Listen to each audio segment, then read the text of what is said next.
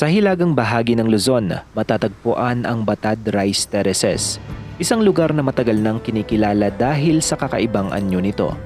Hugis ampitheatro ang mga palayan at mano-manong inukit sa bundok ng mga ninuno ng Ifugao. Yung mga terraces dito ay gawa sa mga bato na pinagpatong-patong o kabite. Pero kamakailan, tinamaan ito ng malakas na bagyo na nagdulot ng pinsala sa ilang bahagi ng hagdan-hagdang palayan. Ilang bahay yung nasira dyan ng landslide? 5. 5? Opo. Sa paglalakbay na ito, susundan natin kung paano unti-unting bumabangon ang Batad.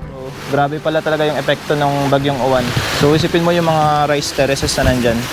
Sayang din yung sanang mapagtataniman pa nila. At ang mga taong umaasa rito.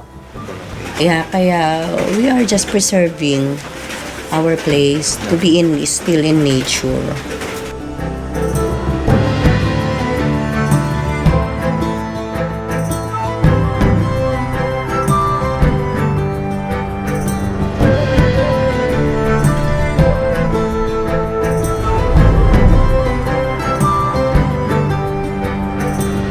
Sa mapagpalang umaga mga behero at nandito tayo ngayon sa May Cannon Road. Bali galing tayo ng Baguio and meron kasi tayong lakad ngayon at makakasama natin sila MJS Adventures at Direct Gino, syempre yung family niya. At nandito tayo ngayon sa May Cannon Road. Huminto muna tayo dahil meron akong gustong ipakita sa inyo. Pakilala ko lang sa inyo itong smart screen from Car ABC. Apakaganda mga behero dahil quick release. Ayan no, ganyan lang siya kadaling isalpak. Tapos hindi na yan matatanggal. Pwede mo rin siyang i-connect sa phone nyo para magamit nyo yung Google Maps. So pwedeng iOS, pwede rin siyang Android. Ayan, at napakadali nyo lang gamitin.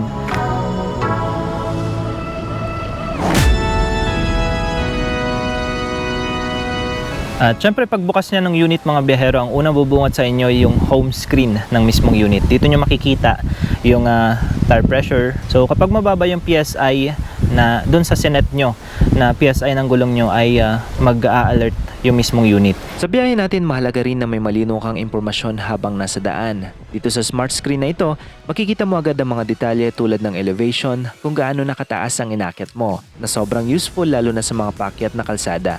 Meron din itong direction guide, kaya mas madali mong masusundan ang ruta mo kahit nasa liblib na lugar. At syempre para sa mas malinaw na pagbasa ng speed, pwede mong i-switch ang units mula kilometers per hour papuntang miles per hour depende sa preference mo.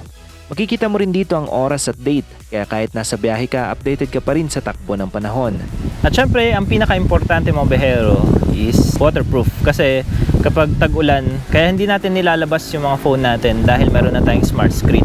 At napaka-importante na waterproof yung smart screen para hindi siya masira. Kapag umaraw, umulan, okay lang kahit nakalabas siya. At isa pang maganda dito dahil pwede nyong palitan yung brightness ng screen nyo. So kahit matirik yung araw, nakikita nyo pa rin siya. Siyempre mga rider tayo mga behero, kaya kailangan yung mga gagamitin nating mga smart screen ay gloves friendly. So pwede natin siyang i-navigate gamit yung mga gloves natin. Sa core configurations nito, standout agad ang optional dual channel recorder. May front at rear HD cameras na sabay nagre-record. Kaya kita mo ang buong nangyayari sa harap at likod habang bumabiyahe. May quick release design din ito. Snap-on lang. Kaya mong ikabit o tanggalin in just 10 seconds. Walang tools. After parking, pwede mong dalhin ang main unit para iwas init ng araw o nakaw. Para sa dagdag seguridad, may anti-theft lock ang base kaya hindi basta matatanggal ng walang susi. At pagdating sa navigation, optimize ito for riders. Iniiwasan ng motorcycle restricted roads, may GPS at voice control, at malinaw pa rin ang screen kahit tirik ang araw o matagtag ang daan. Isang setup na ginawa talaga para sa mas safe at mas reliable na ride. Kung interesado kayo sa setup na ito, pwede nyo itong i-check sa link na nasa description box at gamit ang code ko, may 12% discount pa kayo. Lahat ng detalye ilalagay ko na rin doon para mas madali nyong makita. At ngayon, tuloy na ulit ang biyahe natin papunta ng Pangasinan.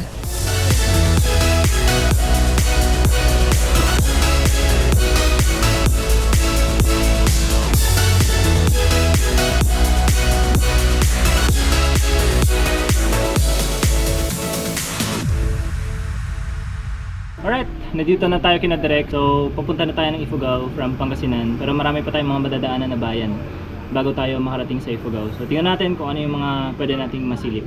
Let's go! Pagdating sa Pangasinan, makakasama namin si Direk Gino at ang kanyang pamilya. Dito rin kami lilipat ng sasakyan para sa mas mahabang biyahe paakyat ng kabundukan.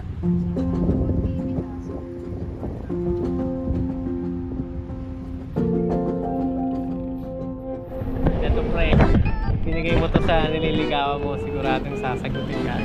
Bakit? Kaya mo siya mag-open. Oh. Tapos pag in-open niya yan,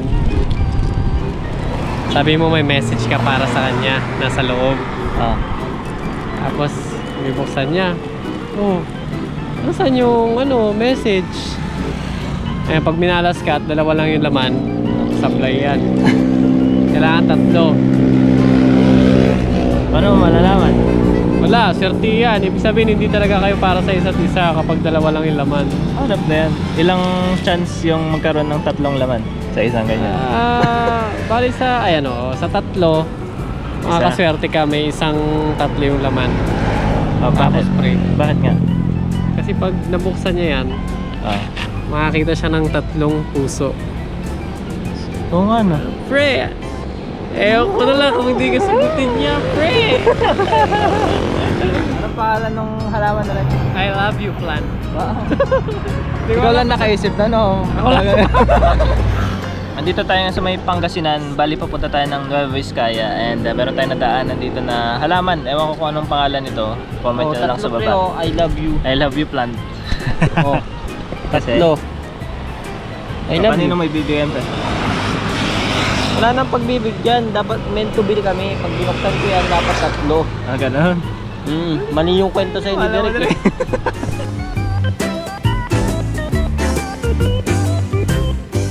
Mula Pangasinan, tinahak namin ang ilang oras na biyahe papuntang Mountain Province. Inabot na kami ng gabi bago makarating sa Lake Tufob, isang tahimik na lugar na napapalibutan ng kabundukan. Dahil sa pagod at dilim, dito na muna kami nagpahinga sa gilid ng kalsada. Pansamantalang pahinga, bago ang susunod na mas mahirap na bahagi ng biyahe.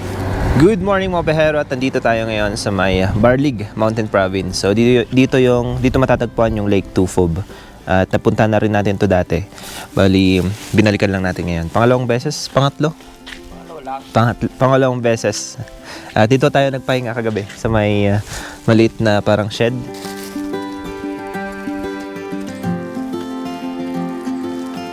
Direk, ilang steps to?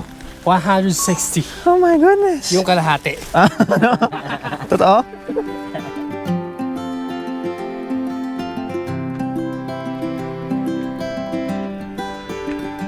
Sa mga pupunta dito, expect nyo yung ganitong karaming steps papunta dun sa mismong lake.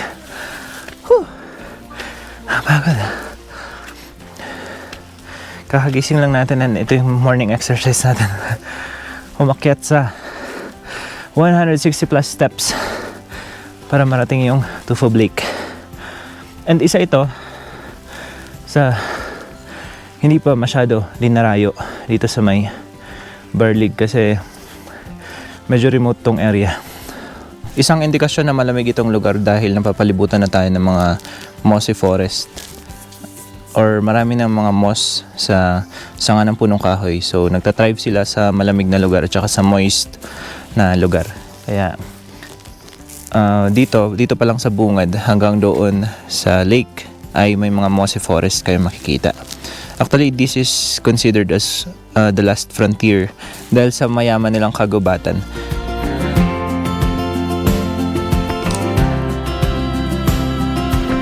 After 5 to 10 minutes sa paglalakad ay mararating nyo itong registration area. Si Kuya Saning nagbabantay.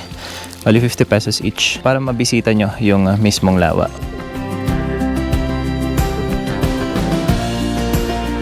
Kuya Sani, magkano po yung overnight fee?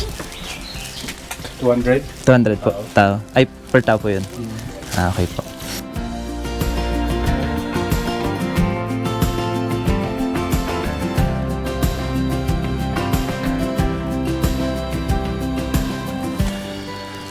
Sobrang ganda talaga dito sa may Lake Tufob. Grabe yung mga puno kahoy na nakapalibot dito mismo sa lawa. Wow. Mas maganda pa ito pag tag-ulan kasi talagang green na green. yung mga lumot. At mas mataas yung tubig dito sa lawa. Wow. Ibang-iba pa rin talaga tong Lake Tufob. Bago magpatuloy sa Batad Rice Terraces, dumaan muna kami sa Lake Tufob sa Barlig Mountain Province. Matatagpuan ng lawa sa tuktok ng isang bundok at napapalibutan na makapal na mossy forest. Kapansin-pansin din ang malamig na klima sa lugar na karaniwan sa ganitong uri ng kagubatan. Tingnan nyo to. Pakalaki. Ayon sa ilang lokal, pinaniniwala ang dating bunganga ng bulkan ang lawa, kaya may mga hot spring din sa paligid. Sa kabila ng pagiging liblib, nagsisilbi itong pahingahan ng mga dumaraan bago magpatuloy sa mas mahabang biyahe papuntang Batad.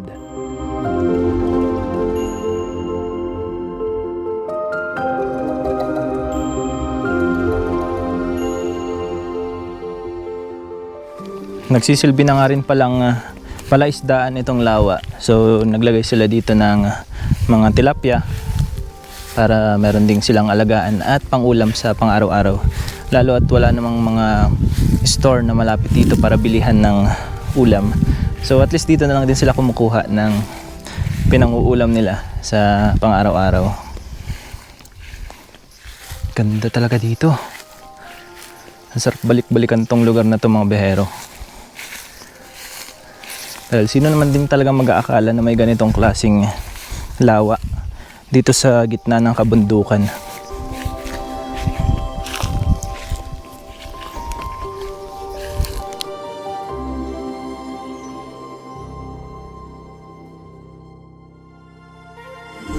Matapos magagahan, nilisan na namin ang lawa upang ipagpatuloy ang biyahe. Maaga pa at ramdam pa rin ng lamig ng hangin. Sa kahabaan ng daan, sunod-sunod na tanawin ng matataas na kabundukan ang bumungad sa amin. Kasama na rin ang ilang talon na matatagpuan sa gilid ng kalsada. Mga paalala na sa kabila ng hirap ng biyahe, likas na yaman pa rin ang nangingibabaw sa lugar. Mula rito, tatahakin namin ang mas mahaba at mas mapanghamong ruta papunta sa Batad Rice Terraces. Ito na ang pangunahing pakay ng aming paglalakbay. At dito namin mas makikilala ang kwento ng lugar at ng mga taong patuloy na umaasa rito. Good morning, mga behero. At nandito tayo ngayon sa may homestay kung saan tayo nagpalipas ng gabi. Pero balaksan na naming pumunta or mag-tour dun sa may Batad Rice Terraces. Pero inulan kami. At sabi sa weather forecast hanggang mamayang hapon pa daw to.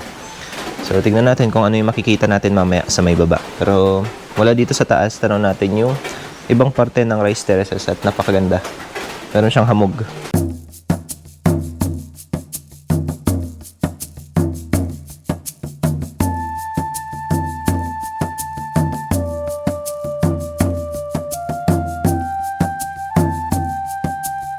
Sa umaga, doon pa lang namin lubos na nakita ang Batad Rice Terraces.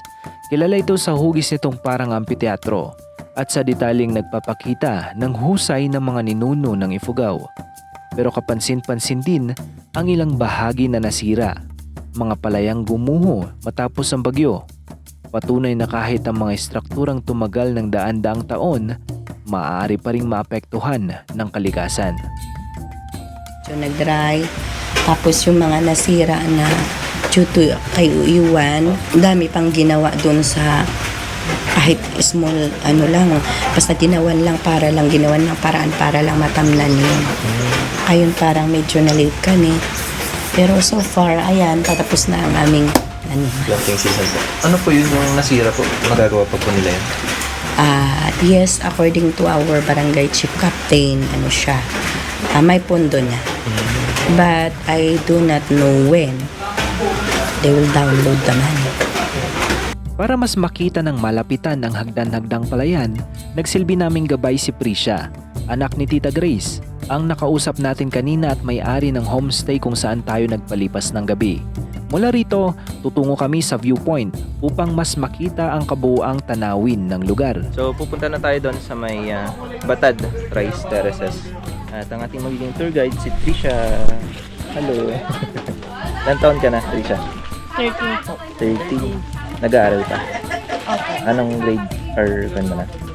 Grade 8 Grade po. 8. Dito lang din? Saan school niyo? Sa Banawe po. Sa Banawe. Nilalakad mo lang? Hindi. Papuntang school. Malayo. Ay, may malayo ba? Ay, sumasakay ka? May bubaba ba ditong sasakyan? Jeep, ganun? Opo. Magkano yung pamasahe papunta doon? 50?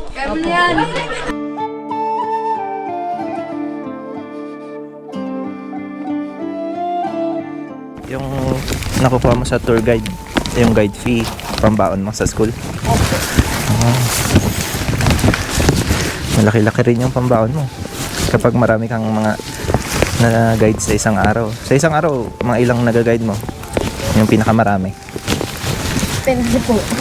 Pero nakakailang balik ka rin pag maraming turista.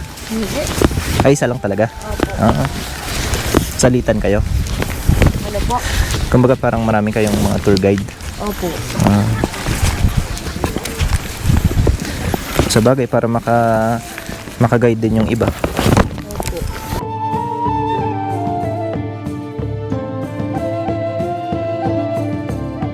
Tanaw na natin dito yung bakas ng bagyong Uwan. Ayan, na-landslide oh. Tumama dun sa isang bahay. Sabi ni Tita Grace.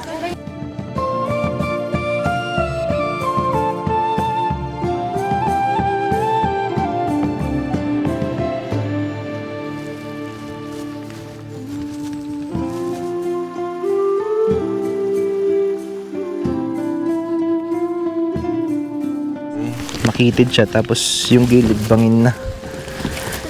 Pag nadulas ka dyan, panigurado meron kang kalalagyan.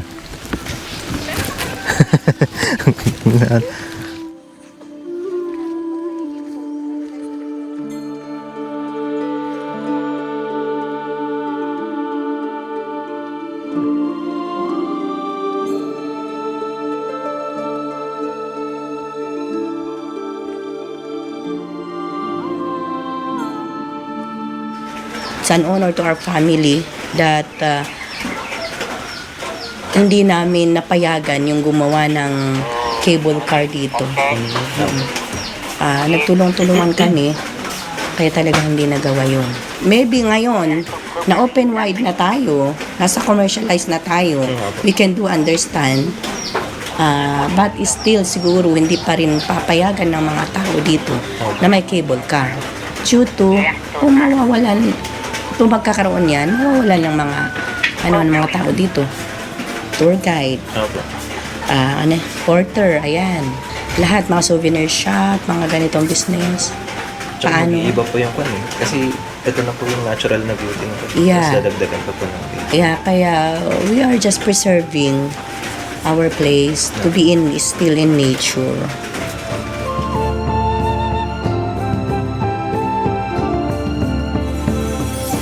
So nandito tayo ngayon sa kung saan makikita natin mismo, or ito mismo yung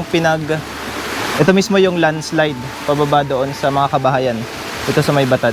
So grabe pala talaga yung epekto ng bagyong Uwan. So isipin mo yung mga rice terraces na nandyan, sayang din yung sanang mapagtataniman pa nila. Saka yung tubig nagre-route na papunta doon sa mismong landslide. Yun na yung sinundan niya.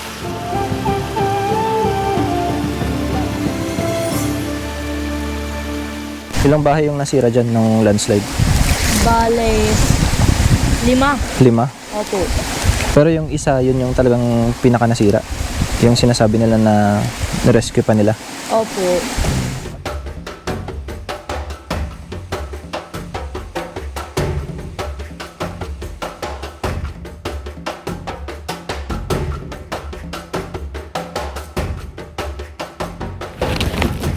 Marami dito tayong mga kohol na nakita na nakapalibot, gumagapang dito sa may palayan. At isa to sa mga nakakapinsala sa pananim nila. Kaya ang ginagawa nila, inuulam ng ibang mga farmers or mga resident. Masarap to. Anong masarap na luto dito, pre? Gata? Gata. Tapos ito, yung pinaka edge nung terrace ay putik yung patong nila. Pero yung mga terraces dito ay gawa sa mga bato. na pinagpatong-patong o Cavite.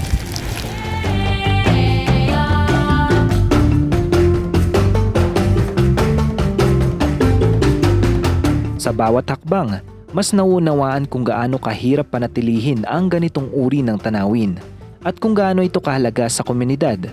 Hindi madali ang pag-akyat, matarik ang daan, at bawat liko ay may kasamang pagod. Pero habang papalapit kami sa viewpoint, unti-unti ring lumalawak ang tanawin at mas nakikita ang lawak ng Batad Rice Terraces.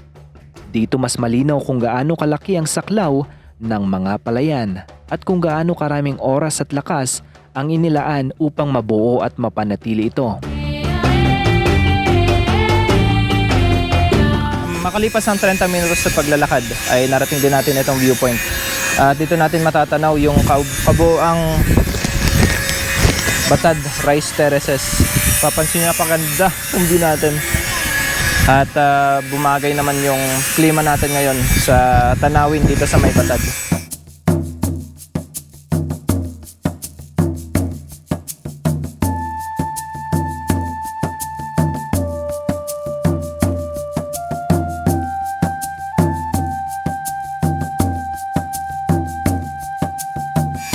Ano nang tawag nila dito? Is rice guard po. Rice guard, Tawag namin dito bully po. bulol. Opo. Kumbaga, binabantayan niya yung mga palay tanim nyo, ganun. Opo, parang ganun. Para mas masagan ang ani. Kasi until now, nababahala kami even as bakit hanggang ngayon wala pa ng ordinance about paglalagay ng mga bahay, pag-additional, di po ba? Yung gagawa ng mga yero, we are okay to those because roofing niya kasi yung it take long pero yung roofing na metal kaysa sa cogon grass, which is ang problema din ngayon ng cogon grass is konti na lang ang pagkukuhanan tapos malayo pa kasi hindi rin na-preserve yung mountain where the cogon grass is. Sa Batad, hindi agad-agad ang pagbangon. Kailangan ng oras, tiyaga at tulong ng komunidad. Sa ngayon, unti-unti nilang inaayos ang mga nasirang bahagi habang patuloy na umaasa na may babalik din ang dating anyo ng kanilang mga palayan. Para sa mga taga rito, hindi lang ito tanawin. Ito ang kanilang kabuhayan at bahagi ng kanilang pagkakakilanlan.